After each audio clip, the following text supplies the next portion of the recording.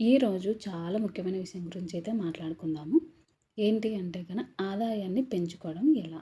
చాలామంది సంపాదిస్తున్నారు. కానీ ఖర్చు అయిపోతుంది. మనకు మంత్ ఎండింగ్ కల్లా ఒక్క రూపాయి కూడా మిగలట్లేదు కదా! ఆదాయాన్ని ఎలా పెంచుకోవాలి అనేది ఫుల్ డీటెయిలింగ్ అయితే ఎక్స్‌ప్లనేషన్ అయితే చేస్తాను. కొన్ని ఎగ్జాంపుల్స్‌తో సహా డీటెయిలింగ్ అయితే చెప్తానండి. ఆదాయాన్ని పెంచుకోవడానికి చాలా మార్గాలే ఉన్నాయి. మీకు హౌస్ వైఫ్స్ అయినా, పిల్లలైనా, అలాగే జాబ్ చేసే వాళ్ళైనా కూడా చాలా మార్గాలైతే ఉన్నాయి. ప్రతి ఒక్కటి నీట్‌గా ఎక్స్‌ప్లనేషన్ అయితే చేస్తాను. మీకు ఏదైనా నచ్చితే దాన్నైతే ఫాలో అయిపోండి. ఇప్పుడున్న పరిస్థితులలో ఒక్కరు సంపాదించే అమౌంట్‌తో అయితే ఇల్లు గడవడం చాలా కష్టం కదా! కాబట్టి ఆదాయాన్ని మనం పెంచుకుంటూ ఉండాలి. అలా పెంచుకోవడం వల్ల మనకు చాలా అంటే మనకు భవిష్యత్తులో ఎక్కువగా చాలా బాగా అయితే ఉపయోగపడుతుంది. ఇక వీడియోలోకైతే వెళ్ళిపోదాం, వచ్చేసేయండి. ఫస్ట్ టిప్ వచ్చేసి ఆదాయం పెంచుకోవడంలో ఫస్ట్ టిప్ వచ్చేసి మీకు స్కిల్స్ ఉంటాయి కదండీ! కొత్త కొత్త స్కిల్స్ అనేది నేర్చుకుంటూ ఉండాలి. మీకు ఆల్రెడీ ఉన్న స్కిల్స్‌తో పాటు ఇంకా మీరు కొత్త కొత్త స్కిల్స్ అనేది నేర్చుకుంటూ ఉండాలి. ఇప్పుడు ఎక్కువగా యూజ్ అయ్యేదేంటంటే ఏఐకి సంబంధించినటివి చాలా బాగా యూజ్ అవుతాయి. కాబట్టి మీకు ఒకవేళ ఇంట్రెస్ట్ ఉంటే ఏఐ గురించి దాని ఫుల్ డీటెయిలింగ్‌గా వీడియో ఎడిటింగ్ కానీ, థంబ్‌నెయిల్స్ గానీ, అలాగే ఆహ్, చాలా ఉంటాయి. బ్యానర్స్ రెడీ చేసేటివి, అలాగే ఏఐతో చేసేటివి చాలా ఉంటాయి కదా! వీడియోస్ అవన్నీ. అలా ఏఐ గురించి ఫుల్‌గా ఇన్ఫర్మేషన్ తెలుసుకొని, ఇప్పుడు రాబోయే పరిస్థితిలో కూడా ఏఐ ద్వారా చాలా బాగా డెవలప్ అయితే అవుతుంది.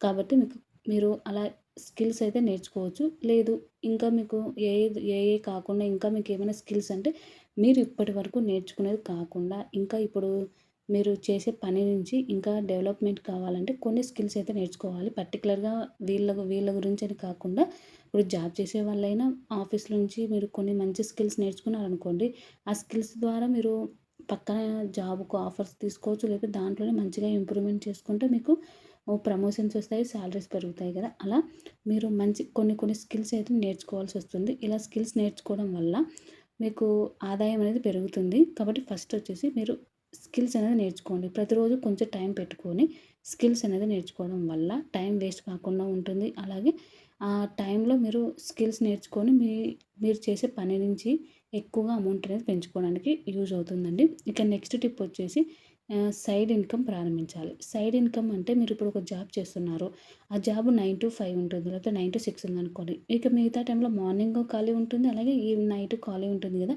ఆ టైంలో మీరు ఆన్‌లైన్ ద్వారా అయినా, లేకపోతే బయటైనా కానీ ఏదైనా ఒక చిన్నది అంటే సైడ్‌గా మీకు కొంచెం అమౌంట్ వచ్చే విధంగా ఆన్‌లైన్ ద్వారా కూడా చాలానే ఉన్నాయండి.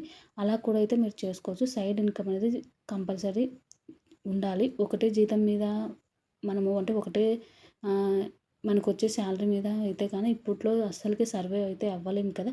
కాబట్టి సైడ్ ఇన్‌కమ్ అనేది కంపల్సరీ ఉండాలి. మీరు ఎంతో కొంత ట్రై చేయండి. కంపల్సరీ అయితే సక్సెస్ అయితే అవుతుంది. ఫస్ట్‌లో కొంచెం కష్టంగానే ఉంటుంది. కానీ ఫ్యామిలీ సపోర్ట్ తీసుకొని కంపల్సరీ అయితే సైడ్ ఇన్‌కమ్ అనేది ప్రారంభించాలి. ఒకవేళ మీరు హౌస్ వైఫ్స్ అనుకోండి. మీరు ఇంట్లో పని చేసుకుంటూ కూడా మీరు యూట్యూబ్ స్టార్ట్ చేయొచ్చు. మీకు వచ్చిన ఒక స్కిల్స్ ఇందాక చెప్పాను కదా! ఏదో ఒక స్కిల్స్ నేర్చుకోమని. ఆ స్కిల్స్ ద్వారా కూడా ఇప్పుడు మీరు ఇంట్లో పనులన్నీ అయిపోయినాక ఆ టైంలో మీరు మనీ అనేది ఎర్న్ అయితే చేసుకోవచ్చండి. మీకు ఒకవేళ స్టిచ్చింగ్ వస్తే స్టిచ్చింగ్ ద్వారా చేసుకోవచ్చు. లేదు, మీరు చదువుకున్న వాళ్ళైతే ట్యూషన్ చెప్పుకోవచ్చు. ఇప్పుడు ట్యూషన్ కూడా చాలా డిమాండ్ ఉంది కదా! అలాగే మీరు ఏదైనా వంటలు బాగా చేస్తుంటే ఆహ్, మొత్తం చిన్నగా కుకింగ్ అయితే చేసి సేల్ అయితే చేయొచ్చు. అలా మీకు ఏదొస్తుందో దాంతోనే మీరు సైడ్ ఇన్‌కమ్ లాగా కూడా ప్రారంభించొచ్చు. నెక్స్ట్ వచ్చేసి మీ ప్రతిభను ఒక డబ్బుగా మార్చుకోవాలి. మీకు ఏమొస్తుంది దాన్ని ఒక మీరు అమౌంట్ లాగా క్రియేట్ చేసుకోవాలండి. మీ దగ్గర ఉన్న ప్రతిభను అంటే మీకు డాన్స్ బాగా వచ్చుండొచ్చు, లేకపోతే కుకింగ్ బాగా చేస్తుండొచ్చు, ఒక టైలరింగ్ బాగా చేస్తే వేరే వాళ్ళకి నేర్పించి మీరు అమౌంట్ అనేది ఎర్న్ చేసుకోవచ్చు. లేదు, కుకింగు లేకపోతే డాన్సింగ్ లేకపోతే ఇంకా ఏమీ రాదు అంటే మీకు పెయింటింగ్, అలాగే క్రాఫ్ట్ అవన్నీ చిన్న చిన్నగా వచ్చినా కూడా అవి దాని ద్వారా సేల్ చేయొచ్చు. లేదా కొంచెం ఒక 5, 6 మంది పిల్లల్ని పోగు చేసుకొని వాళ్ళకి చెప్పొచ్చు. అలా మీ ప్రతిభను పెట్టి మీరు డబ్బును సంపాదించుకోవాలి. హ్మ్. అలాగే చెప్పాను కదా! సైడ్ ఇన్‌కమ్ ఎలా ప్రారంభిస్తారో అలాగే మీ ప్రతిభను కూడా మీకు ఇది పర్టిక్యులర్‌గా ఇదొస్తుంది. దీన్ని ఇంకా ఒక ఇద్దరు ముగ్గురికి నేర్పియడం వల్ల మీకు అమౌంట్ అనేది వస్తుందండి. అలా మీ ప్రతిభను డబ్బుగా మార్చుకోవచ్చు. ఇక నెక్స్ట్ వచ్చేసి మీరు ఇప్పుడు వరకు ఎర్న్ చేసిన దాన్ని ఎంతో కొంత ఒక 50% కూడా 100% వచ్చింది. ఒక 1000 వచ్చిందనుకోండి. దాంట్లో మీరు ఒక 200 అయినా సరే పెట్టుబడి పెట్టాలి. అది సిప్పు అలాగే గోల్డ్ మీదనా అది మీ పరిస్థితులను బట్టి మీరైతే సెట్ చేసుకోవాలండి.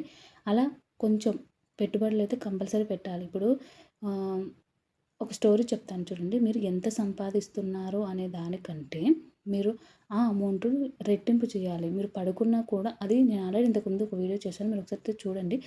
మీరు పడుకున్నా కూడా డబ్బనేది డబల్ అవుతూ ఉండాలి. మీరు దాని మీద ఏం చేయాల్సిన అవసరం లేదు. కాబట్టి పెట్టుబడులనేది కంపల్సరీ ఉండాలి. మీరు ఎంత సేవింగ్ చేస్తున్నారో ఆ సేవింగ్ చేసిన అమౌంట్ అలాగే ఉందనుకోండి. ఆ అమౌంట్‌కు మనము ఒక 1 ఇయర్ కాదు 2 ఇయర్స్ అయినా అమౌంట్ అలాగే ఉంటుంది. అంత ఏం ఉపయోగం ఉండదు గదా! కాబట్టి దాన్ని పెట్టుబడిలాగా పెట్టడం వల్ల మనకు డబల్ అనేది కంపల్సరీ అవుతుందండి.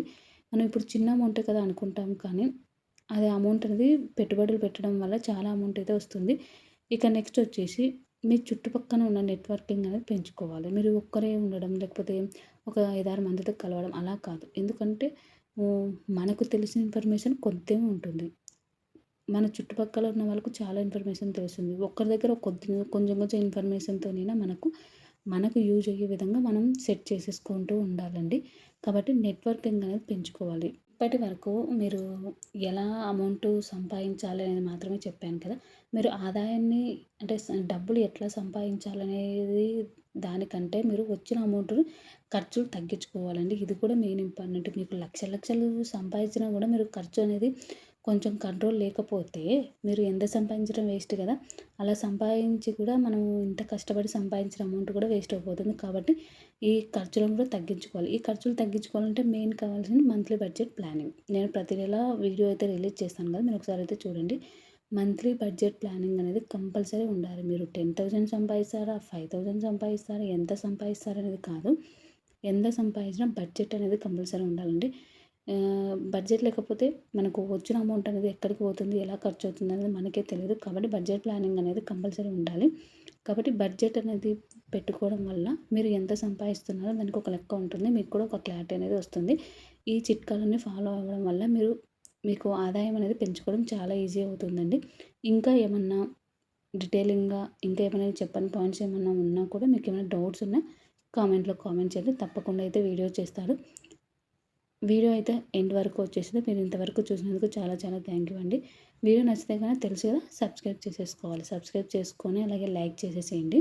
మీ ఫ్రెండ్స్ అండ్ ఫ్యామిలీకి కంపల్సరీ షేర్ చేసేసేయండి. Thank you for watching.